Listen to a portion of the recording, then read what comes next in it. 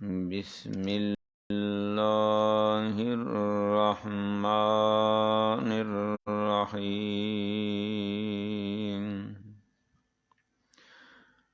لن ینال اللہ لحومها ولا دماؤها ولكن يناله التقوى منكم كذلك سخرها لكم لتكبروا الله على ما هداكم وبشر المحسنين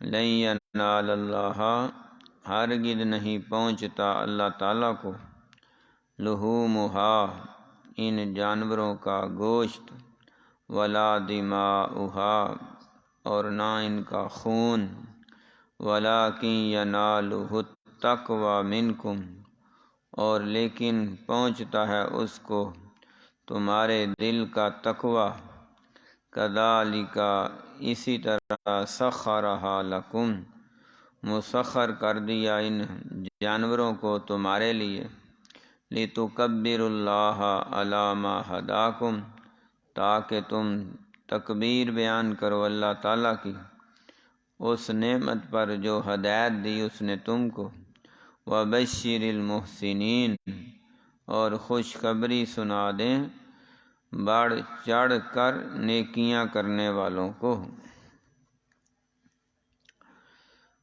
قربانی کے جانور کا گوشت اور خون اللہ تک نہیں پہنچتا، نہ اللہ کو ضرورت ہے۔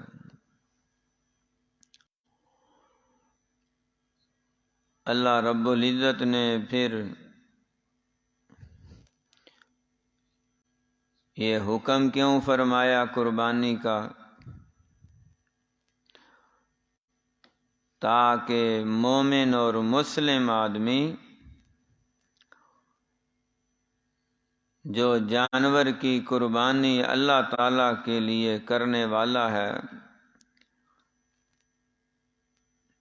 اس عقیدے پہ اور یقین پہ زندگی گزارے کہ اگر کبھی اللہ رب العزت کے دین کو میری جان کی بھی ضرورت پڑی تو میں اپنی جان بھی اللہ کی راہ میں قربان کروا دوں گا۔ یہ وہ جذبہ ہے جو قربانیوں کو ذبح کرتے وقت ہونا چاہیے۔ اسی کو تقوی سے اور اسی کو خشیت الہی سے اور اسی کو محبت اللہ سے منسوب کیا گیا ہے، کیونکہ اللہ تعالیٰ کو نہ تمہارے جانوروں کے گوشت کی ضرورت ہے نہ تمہارے جانوروں کے خون کی ضرورت ہے، نہ ہی تمہارے نیک نامی کی ضرورت ہے۔ اسے تو کسی چیز کی ضرورت نہیں، وہ بے نیاز ہے، اللہ الصمد ہے۔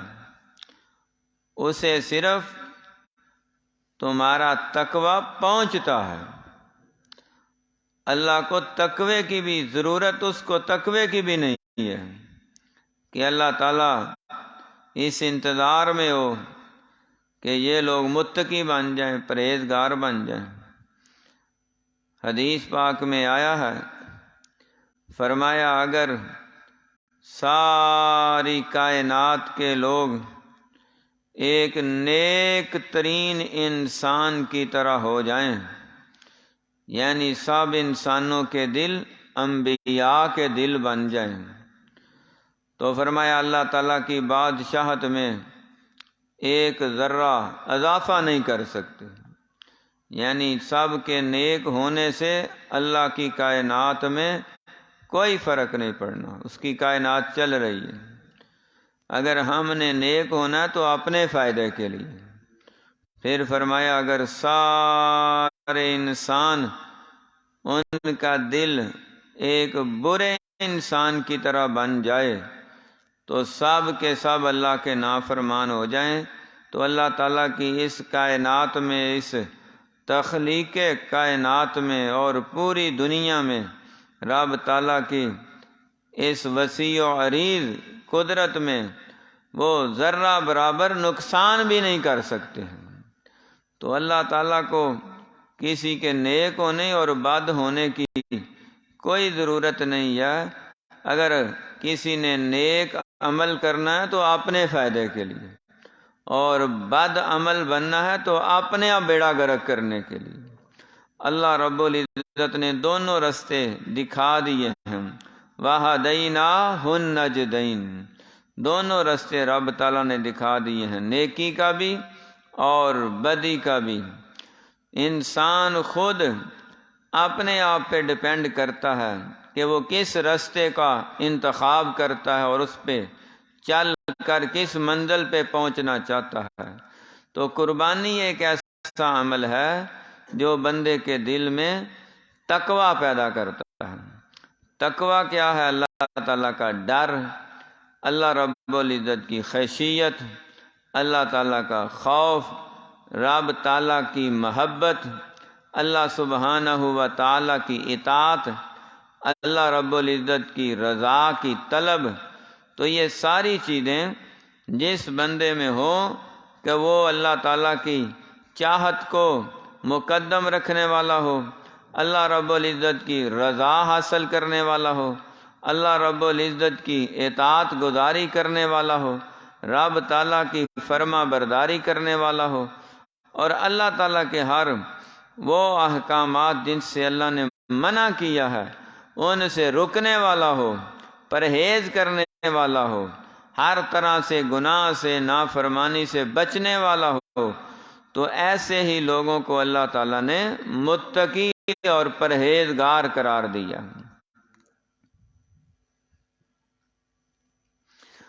اور ایسے لوگوں کے لیے ہی یہ کتاب ہدایت ہے۔ الف لام میم، الف لام میم، ذالک الکتاب لا ریب فیہ، لا ریب فیہ ھدی للمتقین۔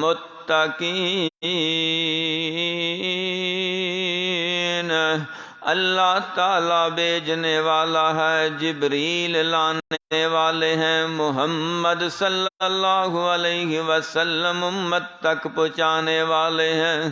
الف لام میم ذالک الکتاب، یہ کتاب سبب ہے تینوں میں رابطے کا۔ اللہ تعالیٰ نے کتاب بھیجی، جبریل کتاب لے کر آئے، اور حضور پاک صلی اللہ علیہ وسلم نے اس کتاب کو وصول فرمایا، امت تک پہنچایا۔ یہ کتاب ہی سبب ہے سب کے ساتھ رابطے کی، اللہ تعالیٰ سے لے کے ہر فرد تک جبریل علیہ السلام واسطہ بنے، محمد کریم صلی اللہ علیہ وسلم واسطہ بنے، اور امت کا ہر فرد جو اللہ تعالیٰ تک پہنچنا چاہتا ہے وہ سبب کیا ہے؟ کتاب اللہ۔ سبب کیا ہے؟ کلام اللہ۔ سبب کیا ہے؟ قرآن پاک۔ تو جو اس قرآن پاک سے مکمل تعلق بنا لیتا ہے وہ محمد کریم صلی اللہ علیہ وسلم تک بھی پہنچ سکتا ہے، جبرائیل علیہ السلام کی محبتیں چاہتیں بھی حاصل کر سکتا ہے، اور وہ اللہ کی رضا بھی حاصل کر سکتا ہے۔ تو یہ کتاب ان کے لیے ہدایت ہے جو متقی اور پرہیزگار ہیں۔ تو متقی اور پرہیزگار کون ہیں؟ جن کے اندر اعمال پائے جاتے ہیں، جو خالی دعوے نہیں کرتے بلکہ ان کا عقیدہ بھی خالص ہے، عمل بھی خالص ہے۔ الذین یؤمنون بالغیب ویقیمون الصلاة ومما رزقناہم ينفقون۔ اللہ تعالیٰ پہ غیبی ایمان رکھتے ہیں، اللہ کو نہیں دیکھا، رب کی ذات کو تسلیم کرتے ہیں، اللہ تعالیٰ کا اپنے وجود کے لحاظ سے، اپنے جسم کے لحاظ سے، اپنی ذات کے لحاظ سے الرحمن علی العرش استوى له ما في السماوات وما في الارض وما بينهما وما تحت الثرى۔ ساری کائنات اس کے قبضہ قدرت میں ہے، لیکن وہ خود اپنے ذات کے اعتبار سے عرش معلیٰ پہ تشریف فرما۔ تو اللہ رب العزت کا وجود ہے، اللہ کی ذات ہے، اللہ کا جسم ہے، لیکن ہمارا غیب پہ ایمان ہے، دیکھا نہیں، بن دیکھے ایمان ہے۔ اللہ تعالیٰ ہے، جب ہے تو اسی وجہ سے اس اللہ کے چہرہ پر انوار کی جنت میں جا کے زیارت کریں گے۔ تو اللہ رب العزت اپنے وجود کے لحاظ سے، اپنی ذات کے لحاظ سے وہ مستور ہیں، پردے میں چھپے ہیں۔ ظاہر کب ہوں گے؟ جب جنتی جنت میں جائیں گے تو اللہ تعالیٰ سارے جنتیوں کو اپنی زیارت عطا فرما دیں گے۔ تو کچھ لوگوں کا یہ نظریہ ہے کہ اللہ تعالیٰ کا جسم نہیں، تو پھر زیارت کس کی ہوگی؟ تو وہ کوئی ایک وجود ہے، جسم ہے۔ نبی پاک صلی اللہ علیہ وسلم کی حدیث موجود ہے سیاہ ستہ میں، سنن بخاری شریف میں فرمایا سَتَرَوْنَ رَبَّكُمْ کما ترون القمر لیلۃ البدر۔ تم ان قریب جنت میں جا کے سَتَرَوْنَ رَبَّكُمْ، اور کن سے فرما رہے ہیں؟ صحابہ اکرام سے جو سامنے بیٹھے ہیں۔ تو سامنے بیٹھے صحابہ کو جنت کا ٹکٹ دے دیا، زندہ صحابہ کو فرمایا تم میرے سامنے بیٹھے ہو، تم نے لازمی جنت میں جانا ہے اور اللہ کی زیارت کر کے رہنا ہے۔ تبھی تو فرمایا ان قریب تم اللہ کی زیارت کرو گے۔ تو ان کو کہا جاتا ہے جنہوں نے لازمی زیارت کرنی ہے۔ یہ ہو ہی نہیں سکتا کہ نبی علیہ السلام ایک بیکار بات کہہ دیں۔ تو آپ کو یقین تھا، اللہ کی طرف سے یہ تسلی تھی اور رب تعالیٰ کی طرف سے یہ اعلان تھا کہ آپ کے جو ساتھی ہیں، آپ کے صحابہ ہیں، سارے جنتی ہیں۔ تو یہ اللہ تعالیٰ کی زیارت کریں گے۔ جیسے فرمایا تم اللہ تعالیٰ کی اس طرح زیارت کرو گے، تم زیارت کرو گے جیسے تم 14ویں رات کے چاند کو دیکھتے ہو۔ تو 14ویں رات کے چاند کو بھی وہ صحابہ اپنی آنکھوں سے دیکھ رہے تھے۔ اب یہاں بھی بعض علماء نے لکھا ہے کہ 14ویں رات کے چاند سے بعض نے تو یہ کہا ہے کہ وہ آسمان والا چاند جو 14ویں رات کو چمکتا ہے، آپ نے اس کی بات کی، اور بعض نے کہا ہے نہیں، نبی پاک صلی اللہ علیہ وسلم اصل میں تشبیہ استعارے کی شکل میں اپنی ذات کی طرف منتقل کر رہے ہیں۔ جس طرح تم آمنہ کے لال عبداللہ کے در یتیم 14ویں رات کے چاند سے زیادہ چمکنے والے محمد کے چہرے کو دیکھتے ہو صلی اللہ علیہ وسلم، اس طرح تم اپنے رب کی بھی زیارت کرو گے جیسے اپنے نبی کی زیارت کرتے ہو۔ تو صحابہ اکرام رضوان اللہ علیہم اجمعین نے تقوی کا معیار قائم فرمایا، اللہ تعالیٰ کو بن دیکھے تسلیم فرمایا۔ پھر صرف یقین نہیں بلکہ عمل بھی ہے۔ وَيُقِيمُونَ الصَّلَاةَ،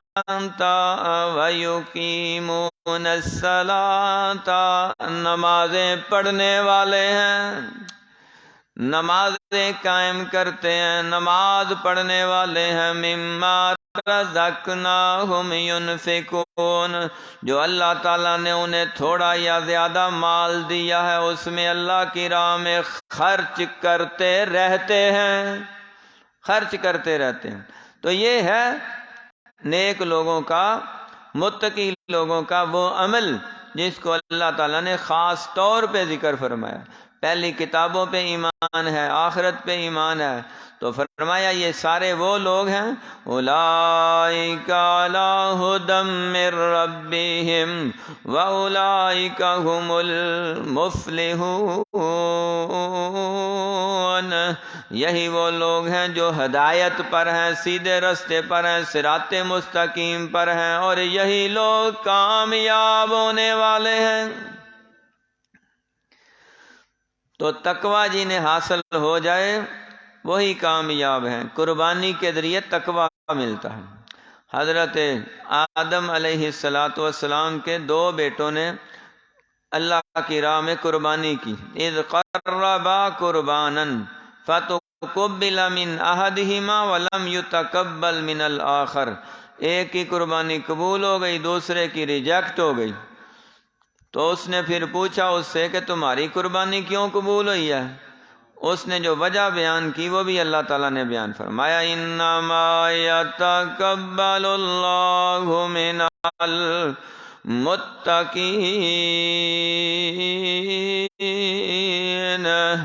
اللہ تعالیٰ قربانی قبول ہی اس کی کرتے ہیں جو پرہیزگار ہے، جو متقی آدمی ہے، جو پرہیزگار ہے اس کی قربانی قبول ہوتی ہے۔ ریاکار بندے کی قربانی قبول نہیں ہوتی۔ آدم علیہ السلام کے اس ریاکار بیٹے کی قربانی قبول نہیں ہوئی، حالانکہ خرچہ اس نے بھی کیا تھا، پیسے اس نے بھی خرچے تھے، جانور اس نے بھی ذبح کیا تھا، محنت اس نے بھی کی ہے، وقت اس نے بھی دیا ہے، عبادت اس نے بھی کی ہے، سارے معاملے کیے ہیں، صرف دل میں تقوی نہیں تھا، دماغ میں سوچ کوئی اور تھی، دنیا کی نیک نامی چاہتا ہے، لوگوں سے اپنی شہرت چاہتا ہے، تعریف کروانا چاہتا ہے، تو ایسے شہرت کے بھوکے لوگوں کی قربانی قبول نہیں ہوتی ہے۔ جو اپنی قربانی کا ڈنڈورا پیٹنے والے ہیں، لوگوں کے سامنے واہ واہ کرنے والے ہیں اور دنیا سے تعریفیں کیش کرنے والے ہیں، تو ایسے لوگوں کو دنیا میں تو لوگ کہہ دیں گے بھائی واہ جی کیا بات ہے جی، بڑا جانور لی، بڑی قربانی کی ہے، بڑے ڈھول بجائے ہیں، بڑی دنیا اکٹھی کی ہے، لیکن اللہ تعالیٰ کے ساتھ اس کے لیے کچھ بھی نہیں ہے۔ فرمایا گوشت یہ خود کھا جاؤ، خون بہا دو، اور تقوی اللہ تعالیٰ تک پہنچا دو، پھر کیا ہوگا؟ پھر اللہ رب العزت فرمایا جیسے ہی ایک متقی آدمی اللہ کی راہ میں جانور ذبح کرتا ہے تو جانور کا خون زمین پہ بعد میں گرتا ہے، ذبح کرنے والے پرہیزگار متقی مومن بندے کے گناہ پہلے اللہ معاف کر دیتے ہیں۔ تو یہ بہت بڑی خوشخبری ہے کہ اس بندے کے لیے جو پرہیزگار ہے، متقی ہے، تقوی والے بندوں کے لیے اللہ تعالیٰ نے یہ نشانی بیان فرمائی ہے، یا ایھا الذین آمنوا کتب علیکم الصیام کما کتب علی الذین من قبلکم لعلکم تتقون ایاما معدودات۔ رمضان المبارک کا مہینہ چند دن، 29 یا 30 دن ایسے آ کے گزر جاتے ہیں، اگلے سال پھر آ جاتے ہیں، جو روزے رکھتے ہیں ان کے بھی گزر جاتے ہیں، جو نہیں رکھتے ان کے بھی گزر جاتے ہیں۔ صحت مند بندہ ہو، شہر میں ہو، مقیم ہو، اس کے اوپر مرد و عورت ہو، بالغ ہو، اس کے روزے فرض ہیں۔ فرمایا روزے کس لیے فرض کیے گئے ہیں؟ لعلکم تتقون، تاکہ تم اللہ کے اور قریب ہو جاؤ۔ تقوی سے اللہ کا قرب ملتا، اللہ کی رضا ملتی ہے، اللہ تعالیٰ کی خوشنودی حاصل ہوتی ہے۔ حج کے بارے میں فرمایا الحج اشہر معلومات فمن فرض فیہن الحج فلا رفث ولا فسوق ولا جدال فی الحج۔ حج کی کچھ پابندیاں ہیں، لا رفث ولا فسوق ولا جدال، لڑائی جھگڑا نہیں کرنا، گالی گلوچ نہیں کرنا، دنگا فساد نہیں کرنا، ایک دوسرے کو دھکے نہیں مارنے، ایک دوسرے کو لتاڑنا نہیں ہے، اپنے میاں بیوی ایک دوسرے کے قریب ان حج کے 6 دنوں میں آپس میں تعلق نہیں بنائیں گے، حتیٰ کہ فرمایا حج کے ان ایام میں بعض حلال کام ہیں وہ بھی تم پہ حرام ہو گئے ہیں، تو جب ان پابندیوں کو ادا کرو گے تو تقوی حاصل ہوگا۔ وَتَزَوَّدُوا فَإِنَّ خَيْرَ الزَّادِ التَّقْوَىٰ وَاتَّقُونِ يَا أُولِي الْأَلْبَابِ۔ عقل مند بندہ وہ ہے جو حج کے لاکھوں روپے لگا کے اپنا حج بچا لے اور تقوی سے جائے، تقوی سے واپس آئے، تقوی سے وہاں رہے۔ یہ نہیں ہے کہ دنیا کی زندہ صورتیں، زندہ اور مردہ تصویریں اور مورتیں وہی دیکھ دیکھ کے اور اپنے آپ کو ادھر ادھر دنیا کی شاپنگوں میں ہی الجھاؤ کے اندر وہاں پہ رکھ کے اور بازاروں میں پھرتے گھومتے سارا وقت گزار کے آ جائے اور رب تعالیٰ کی عبادت کا اسے خاص شغف اور موقع نہ ملے تو وہ اپنے کیے کرائے پہ اوپر ایک وزٹ ہی سمجھ رہا ہے۔ حج تقوی سکھاتا ہے، روزہ تقوی سکھاتا ہے، عبادت تقوی سکھاتی ہے، اور تقوی ایسے کیسے ہوتا ہے؟ بعض ایسے کبیرہ گناہ ہیں جو چھوڑنے پڑتے ہیں تب تقوی حاصل ہوتا ہے۔ شرک چھوڑنا پڑتا ہے، کفر چھوڑنا پڑتا ہے، سود چھوڑنا پڑتا ہے، حرام کی کمائی چھوڑنی پڑتی ہے۔ یا ایھا الذین آمنوا اتقوا اللہ وذروا ما بقی من الربا ان کنتم مؤمنین فإن لم تفعلوا فأذنوا بحرب من اللہ ورسولہ وإن تبتم فلکم رؤوس اموالکم لا تظلمون ولا تظلمون۔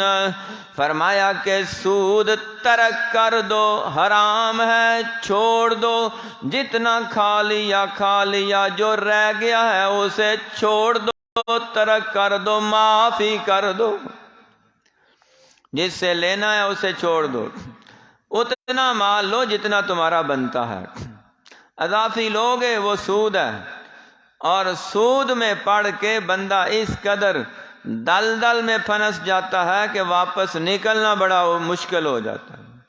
یہ پاکستان کی معیشت کا بیڑا غرق اسی وجہ سے ہوا ہے کہ یہ آئے دن سود پہ قرضے لیتے ہیں اور پھر ملک اور زیادہ قرضوں کے بوجھ تلے دبتا چلا جا رہا ہے۔ جب تک شرک سے نجات نہیں پائیں گے، جب تک سود سے نجات نہیں پائیں گے، اس وقت تک خوشحالی آ ہی نہیں سکتی۔ اللہ رب العزت سے جنگ ہے، اللہ کے رسول سے جنگ ہے، اور سمجھ یہ رہے ہیں کہ ہم ترقی یافتہ ملکوں میں شامل ہو جائیں، یہ ممکن ہی نہیں ہے۔ اللہ رسول سے جنگ کرنے والے کبھی بھی کامیاب نہیں ہو سکتے ہیں۔ کامیاب کون ہوگا؟ جو اللہ رسول کا تابع دار ہے، فرما بردار ہے، تقوی والا ہے، پرہیزگار ہے۔ تو پرہیزگار بندوں کو یہ اللہ تعالیٰ فرمایا کہ وہ قربانی اللہ کی راہ میں پیش کریں گے تو اللہ تعالیٰ ان کی قربانی فوراً قبول فرما لیں گے۔ یہ رب تعالیٰ ہی ہے جس نے کذالک سخر لکم، یہ اتنے اتنے طاقتور جانور تمہارے متی کر دیے ہیں، متحد کر دیے ہیں، تمہارے مسخر کر دیے ہیں، اور تم ایک رسی کے ساتھ پکڑ کے انہیں جہاں چاہو گھماتے پھرتے ہو، لے جاتے ہو، اور پھر جب چاہتے ہو لٹا کے ذبح کر دیتے ہو۔ ایک انسان دوسرے انسان سے ذبح ہوتا ہے بھلا؟ کوئی ایک انسان دوسرے انسان کو گرا کے ایسے ہی رسیوں میں باندھ کے ذبح کر دے، ہونے دیتا بھلا کوئی اپنے آپ کو؟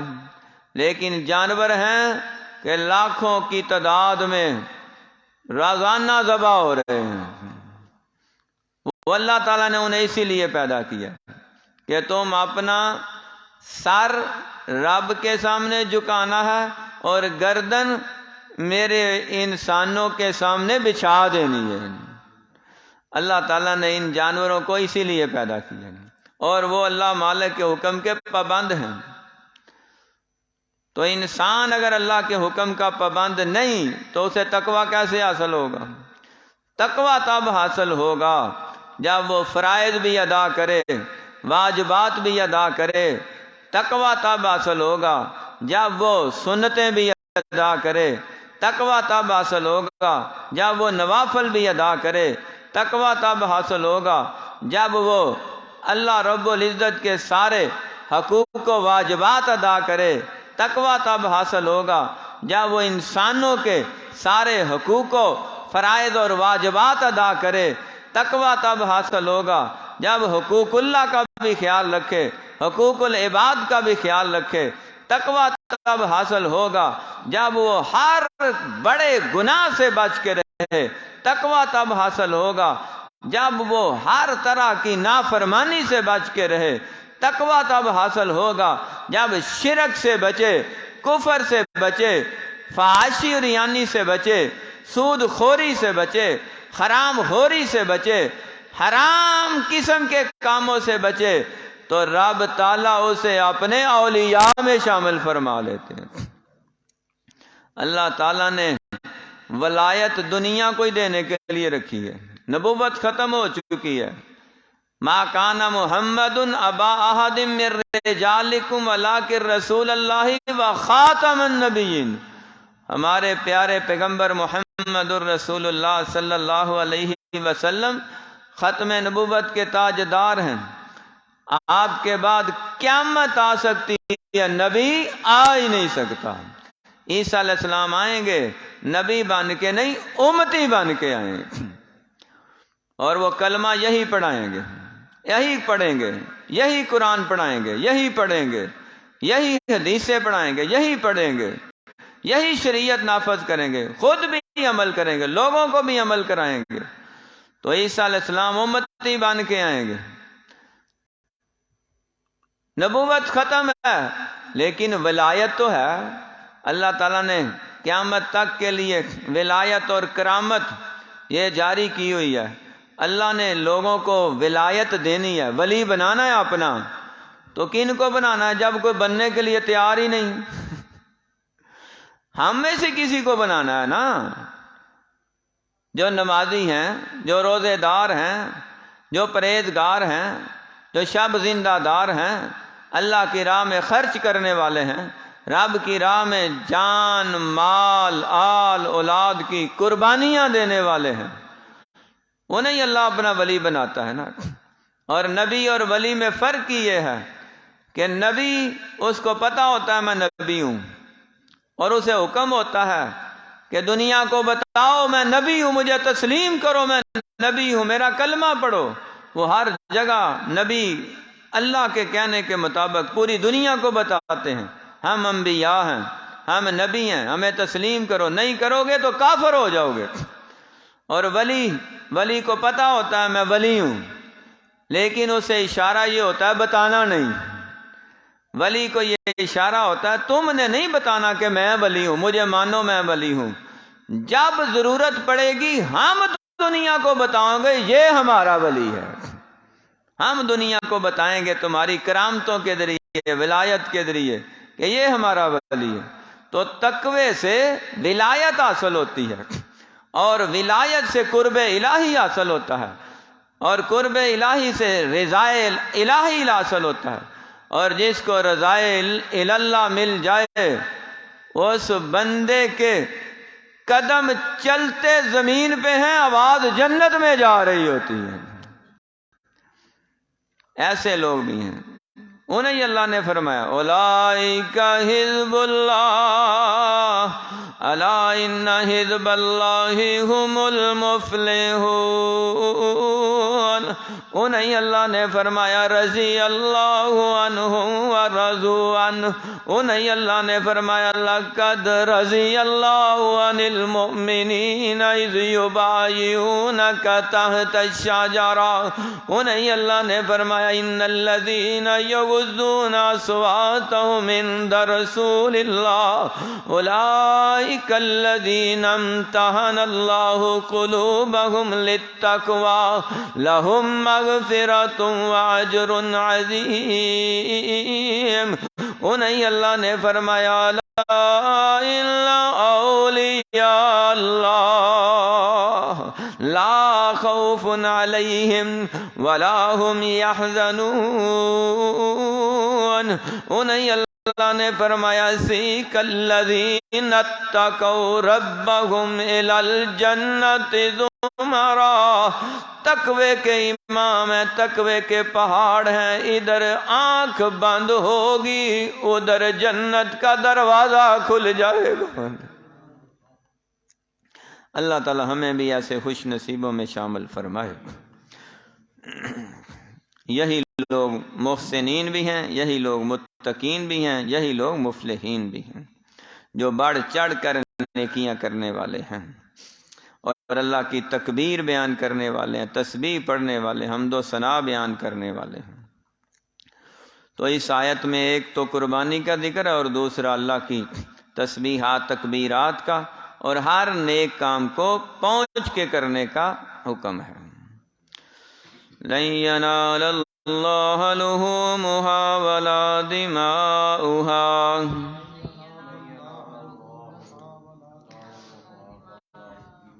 نہیں پہنچتا اللہ تعالی تک ان قربانیوں کا گوشت، ولا دماؤها، اور نہ ان کا خون، ولیکن ینالہ التقوی منکم، اور لیکن پہنچتا ہے اللہ تعالیٰ تک تمہارے دل کا تقوی۔ کذالک سخرھا لکم، اسی طرح مسخر کیا اللہ نے تمہارے لیے ان جانوروں کو، لتکبروا اللہ علی ما ھداکم، تاکہ تم تکبیر بیان کرو اللہ کی اس نعمت پر جو ہدایت دی تم کو، وبشر المحسنین، اور خوشخبری سنا دیں زیادہ نیکیاں کرنے والوں کو۔ صدق اللہ العظیم۔